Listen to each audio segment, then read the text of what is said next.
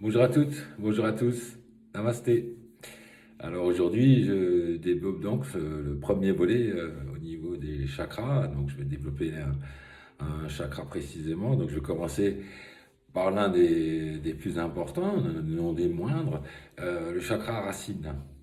Alors il porte bien son nom, hein, c'est parce qu'on est tel un arbre, donc enraciné sur terre, hein, puisque nos pieds touchent et on peut se tenir debout.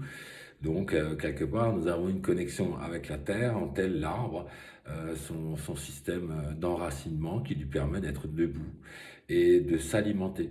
Alors nous, on est un peu alimenté en énergie à travers ce contact et donc c'est cette énergie qui va alimenter notre chakra racine, qui est aussi appelé donc Muladhara, qui reflète donc une couleur rouge. Euh, donc il est associé en fait à votre courage, à l'énergie du courage. Mais il représente également votre existence. Quel est d'après vous, votre ressenti de votre rôle ici, votre présence? Euh, Comment vous vous sentez sur Terre, justement, à travers cette connexion? Est-ce que vous vous sentez bien dans vos baskets quand vous vous levez le matin? C'est un peu la phrase qu'on devrait se dire, bah tiens, lorsque je me lève et je commence ma journée, comment que je me sens? Est-ce que je me sens bien dans mes chaussures aujourd'hui? Bon, c'est déjà un bon signe que votre chakra racine est ouvert et alimenté. Alors sachez que le chakra racine alimente donc toute la partie basse du corps. Donc on part du bas du dos, hanches, les jambes, genoux, chevilles, jusqu'aux pieds, hein. Donc c'est les différentes douleurs qu'on peut déceler lorsque le chakra est éventuellement fermé ou en grand manque d'énergie. Donc c'est un peu aussi ce que l'on traite, hein, donc le bas du corps, lorsqu'on travaille sur le chakra racine, hein, on traite donc le bas du corps, les pieds, les jambes, la vessie, les os, l'urètre, la colonne vertébrale, les organes génitaux, la moelle épinière, les glandes surrénales et les reins. Donc tous ces organes sont en fait donc alimentés par le chakra racine. Et donc bien sûr aussi, je le répète, toute la partie basse du corps. Alors, j'ai quelques petites indications à vous donner lorsque ce chakra est en mauvais état de fonctionnement. Alors, il peut être bloqué par d'anciennes choses. Sachez que tout ce que vous avez accumulé des choses depuis votre arrivée sur Terre, ces choses ont pris une place en vous et souvent, lorsqu'on y repense, ça nous remonte à l'esprit et ça a une tendance à nous déstabiliser totalement. Tiens, j'emploie le mot juste, déstabilisation, c'est je me sens perdu.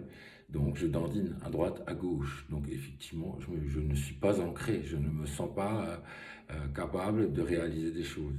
Donc j'ai quelques exemples à vous donner qui sont très très flagrants. Peut-être vous vous reconnaîtrez dans ces quelques indices qu'un jour, tiens, vous étiez dans l'une ou telle situation en fait. Donc voilà, lorsque votre chakra est un peu fermé, vous pouvez ressentir de la jalousie, un sentiment d'insécurité, une tendance à s'accrocher aux biens matériels et financiers. On est dans des troubles comportements alimentaires, alors les deux extrêmes, boulimie ou anorexie. Euh, donc on peut aussi être dans une certaine méfiance.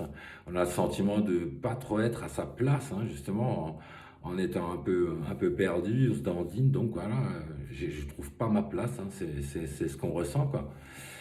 On est dans des craintes, dans une forme d'égoïsme, on est un peu dans la cupidité, puisqu'on n'est pas stable et ancré et fort, donc ça peut engendrer en fait un peu ce genre de petits soucis et niveau comportemental, hein. Donc on peut déceler un peu les problèmes liés au chakra vis-à-vis un peu de ce genre de comportement en y réfléchissant, vraiment quoi. On peut avoir des dépendances diverses, hein. Forcément, on ne se sent pas trop bien, donc on compense. Voilà, on cherche des choses à droite à gauche, on essaie de compenser en fait ce truc qui va pas, quoi. Voilà. Donc j'ai aussi un peu le contraire, hein, quelques bonnes nouvelles lorsque ce chakra est en harmonie, est en énergie et entre guillemets purifié de ces mémoires, de ces choses qui peuvent éventuellement se coller sur le chakra. Alors, on est à un moment donné dans la patience, hein. On est organisé, on est motivé lorsque ce chakra est alimenté correctement. On a une vitalité et de la force, on a le sentiment d'appartenance, on est dans la prospérité, on est capable de manifester ses objectifs. On se sent en pleine forme, fort et en très bonne santé. On mange équilibré, donc on fait du sport, on bouge un peu, on a le sentiment d'appartenir à une communauté. Et tout simplement, cette phrase, je le disais déjà avant, on se sent bien dans ses baskets, tout simplement. Lorsque vous avez ce sentiment, c'est que c'est un bon signe très positif au niveau de votre chakra racine. Voilà.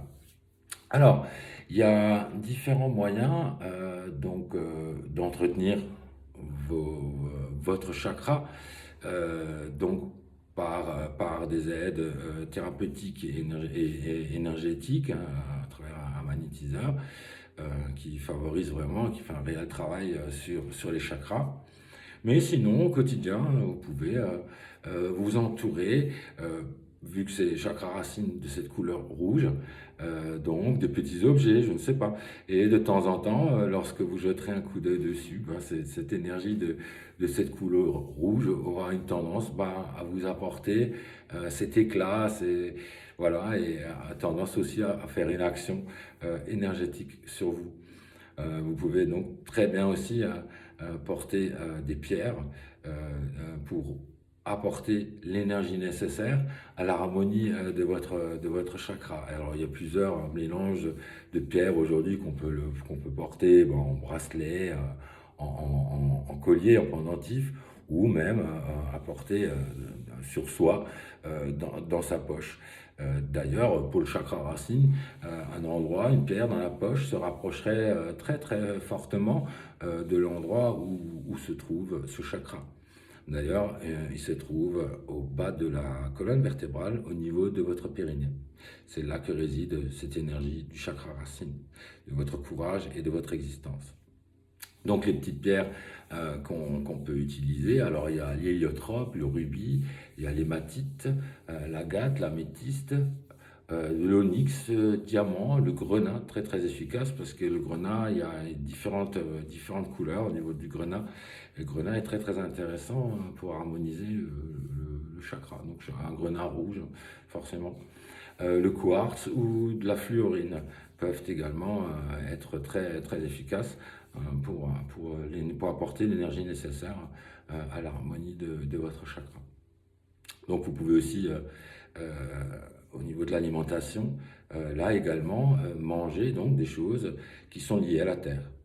Donc des noix, des glands, betteraves, ce genre de choses, tout ce qui sort un peu de la terre et qui a des couleurs un peu sombres, hein, rouge, brun, orangé très foncé, vraiment un lien à la terre. Alors bien sûr, pas tous les jours, on n'est pas obligé de manger ce genre de choses tous les jours, mais de temps en temps, voilà, prendre un mets qui a un lien avec la terre et avoir cette petite pensée, tiens, je suis en train de faire du bien à mon chakra racine. Vous pouvez essayer, quoi, pourquoi pas.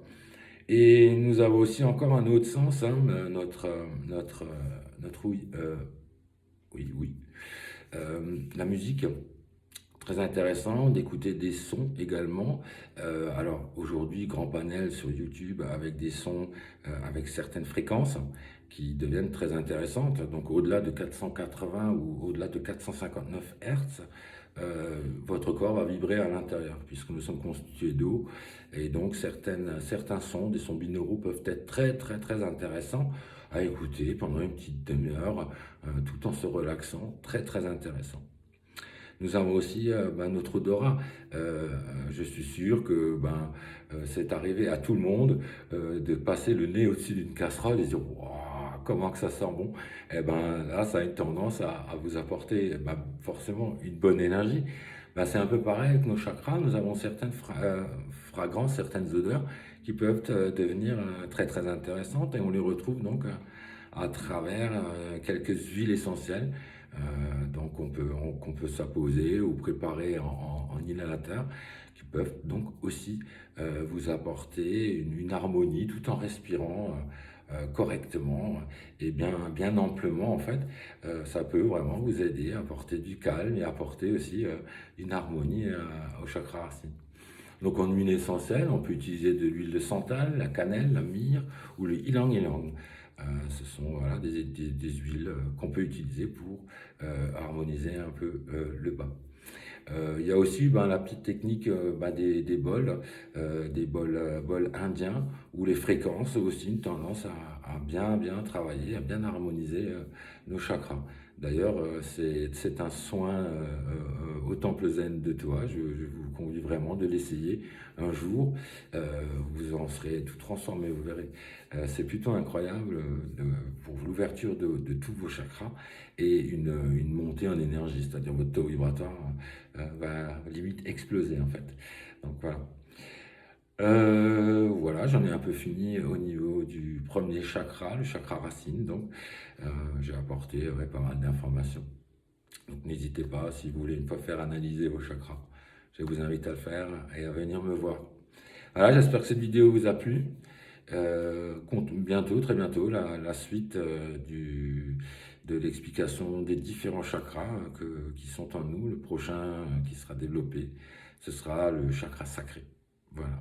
Je vous remercie de me suivre et de vous intéresser à ce sujet qui est vraiment, qui me tient vraiment à cœur, en fait, de vous transmettre un peu tout ce savoir, car c'est ce qui réside en nous et c'est ce qui est important d'entretenir, de soigner, entre guillemets, de nettoyer.